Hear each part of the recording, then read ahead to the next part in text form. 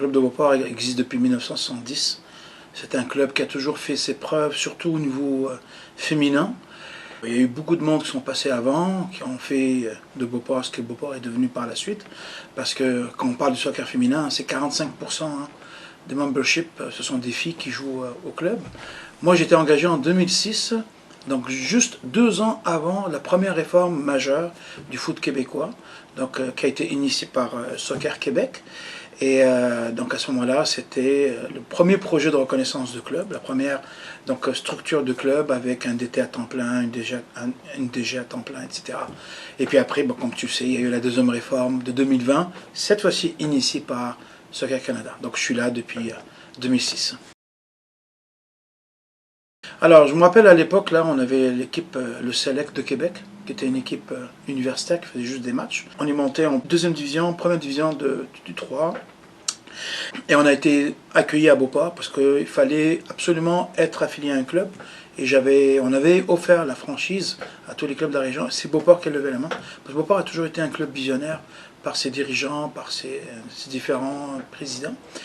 Et puis la première chose qu'il fallait faire, c'était surtout structurer le secteur technique et engager les bonnes personnes. Donc vraiment le club de Beauport, d'une certaine façon, a comme récupéré l'entraîneur du Rougiard que j'étais. Je suis arrivé avec Michel Fischer qui était mon adjoint, Michel Mananga, Vincent Jean Dubé, et puis la moitié des joueurs de l'équipe, quand c'est devenu Royal Select de Beauport, c'était des joueurs de l'équipe senior.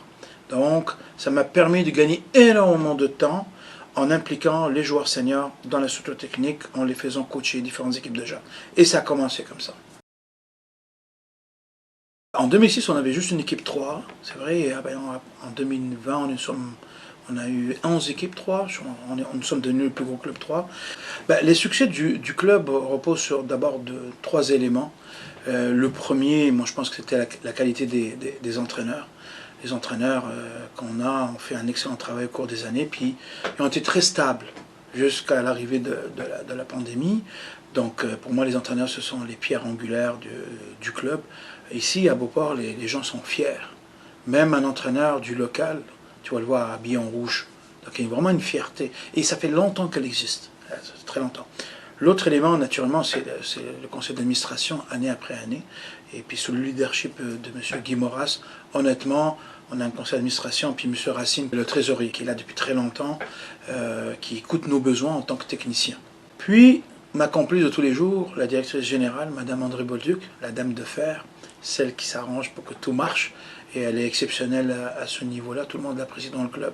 Après, j'ai autour de moi, honnêtement, Julien, une équipe technique incroyable, très stable dans le temps, des Michel Mananga, il y a eu Michel Fischer à l'époque, aujourd'hui il y a des Jérôme Messan, Vincent Cournoyer, l'entraîneur des gardiens, Samir Alakati aussi, la direction technique, on a des jeunes comme Samuel Nolé Gagné.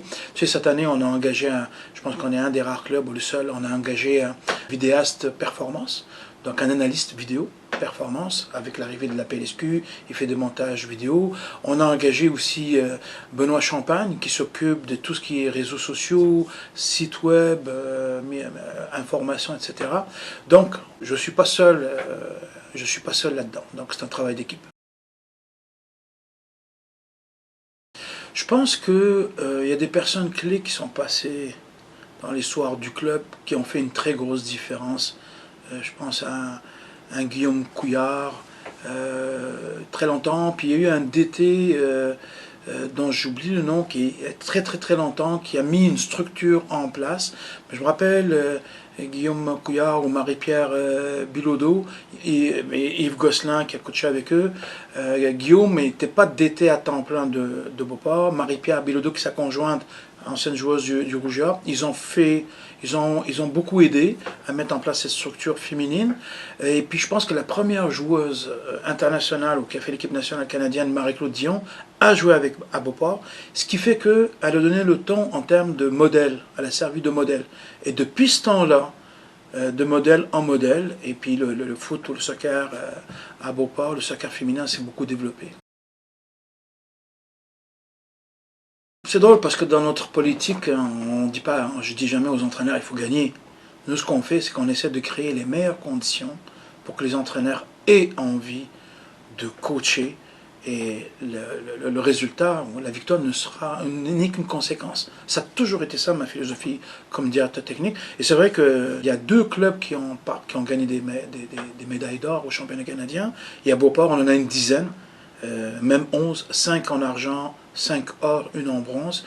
Puis je pense qu'il y a le club de la Haute-Saint-Charles avec les U18 à l'époque, je pense féminin, qui a remporté la médaille d'argent, si ma mémoire est bonne. Sinon, à part ça, il n'y en a pas d'autres. Mais c'est pas pour enlever du crédit aux autres équipes, mais notre club a travaillé. Il n'y a pas de hasard. C'est vraiment avoir une philosophie de vie. On a travaillé en fonction de certaines valeurs. On n'a jamais hésité à dire on joue pour gagner, mais sachant que gagner n'était pas nécessairement l'objectif. C'est une conséquence du travail qu'on fait bien auprès de nos jeunes. Parce que quand tu fais arriver une équipe 3, ça veut dire quoi? Ça veut dire que tu as bien travaillé en U9, en U10, en U11, en U12. On oublie souvent ça. On oublie souvent quel est le chemin qui a été parcouru pour arriver à avoir du succès. Et moi, le succès, il ne va pas être uniquement en termes de victoire, c'est en termes de membership. Le membership était autour de 1700, et donc ça a augmenté, on est autour de 2150, c'est aussi ça. Puis le succès aujourd'hui, c'est aussi avoir le statut de club national, puisqu'on est 2 clubs dans la région, nous, Chaudière-Ouest, et 7 au Québec. Il ne faut pas oublier qu'il y a 240 clubs, donc pour nous, c'est un privilège. L'autre mesure, c'est on a les 2 équipes de la PLSQ depuis l'année dernière. Donc, à chaque année, on essaie de progresser et d'offrir le meilleur service à nos membres. Elle tourne autour de notre mission. C'est développer les jeunes avec les valeurs saines éducatives du sport.